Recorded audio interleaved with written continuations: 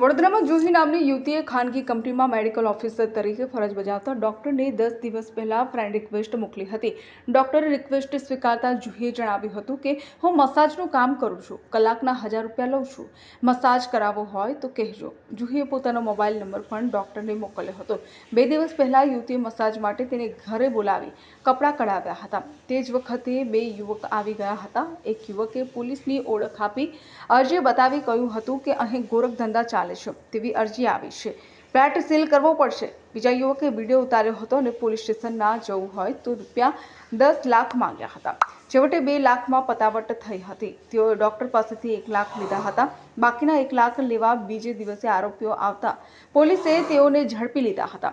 પોલીસે જુહી લબાના, યુવતીના પતિ યોગેશ લબાના, સન્ની બારોટ અને અનિલ બારોટને ઝડપી પાડ્યા હતા। પોલીસે આરોપીઓના મોબાઈલ ચેક કરતા ડોક્ટર સહિત અન્ય 4 લોકોના વિડીયો મળી આવ્યા હતા, જેઓને તેઓએ બ્લેકમેલ કરી નાણાં પડાવ્યા હોવાની શંકા છે, જે દિશામાં પોલીસે તપાસ હાથ ધરી છે। પોલીસે આરોપીઓ પાસેથી રોકડા 82,000 તથા બાઇક કબજે લીધા છે। Bureau report Vadodara. સમાચારોના સતત અપડેટ મેળવવા માટે અમારી ચેનલને સબસ્ક્રાઇબ કરો અને જોડાયેલા રહો ફેસબુક, ઇન્સ્ટાગ્રામ અને ટ્વિટર પર।